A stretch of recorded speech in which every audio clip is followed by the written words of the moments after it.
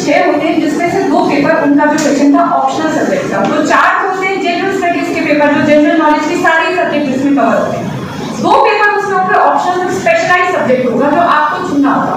इनका प्रश्न मुझसे ये था मैम ऑप्शनल सब्जेक्ट सिलेक्ट करना कौन सा सब्जेक्ट हम चुने।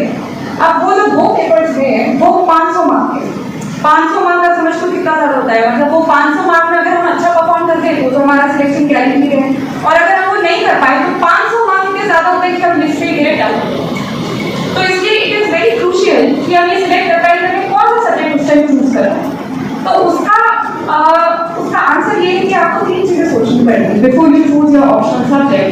फर्स्ट आपको ये सोचना पड़ेगा कि मेरा किस सब्जेक्ट में इंटरेस्ट है।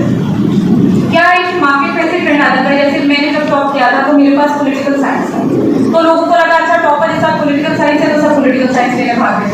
दूसरे साल कोई दूसरे सब्जेक्ट का टॉपर था तो सब उसके पीछे भाग गए।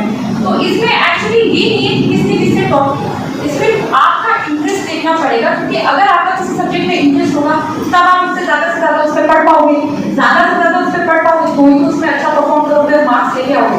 तो the game is all about आप किस सब्जेक्ट में कितने ज़्यादा मार्क्स ला सकते हो।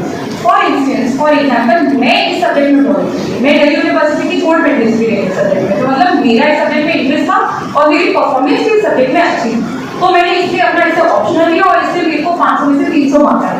तो यूपीएससी में एक तो है ना जो अभी अपन बोर्ड में 80, 90, 70% आता है, यूपीएससी में टॉपर के भी 50% ही होते हैं क्योंकि मार्किंग बहुत स्ट्रिक्ट होती है। तो 500 में से 300 जो कि मोर देन 50% था, तो मेरे को बहुत ज्यादा मार्कशीट देखोगे ना तो हमेशा होता है कि चाहे फर्स्ट टॉपर और सेकंड टॉपर हो तो 2-3 मार्क्स का फर्क होता है। मेरा सेकंड टॉपर से 45 मार्क्स का फर्क था और थर्ड टॉपर से 50 मार्क्स का फर्क था, मतलब जो कुछ भी कर रहे थे पीरियड वो है कि I choose the subject in which I was good at, और गुड एट का भी डिसाइडिंग टेक्निक ये है कि हमें उसमें इंटरेस्ट हो, क्योंकि ये इजी सब्जेक्ट्स नहीं होते, एक ग्रेजुएशन लेवल की पढ़ाई करनी होती है उस पेपर को क्लियर करने का, और ग्रेजुएशन 3 साल का होता है, आर्ट्स से इंजीनियरिंग है तो 4 साल का होता है, मेडिकल है तो 5 साल का होता है। तो आप समझ रहे हो इतना आपको वो पेपर क्लियर करने के लिए पढ़ना पड़ेगा, और अगर मुझे उसमें इंटरेस्ट हो तो मैं कैसे पढ़ूँ। सो फर्स्ट इज आपका इंटरेस्ट किसमें है, और जरूरी नहीं है मेरा जो इंटरेस्ट है वही आपका इंटरेस्ट, सबका अलग अलग होगा।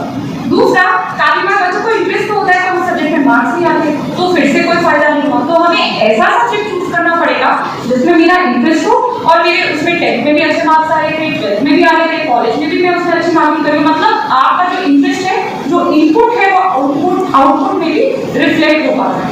तो ये जो चीजें आप जब डिसाइड करोगे ना तो आपके लिए परफेक्ट ऑप्शन है।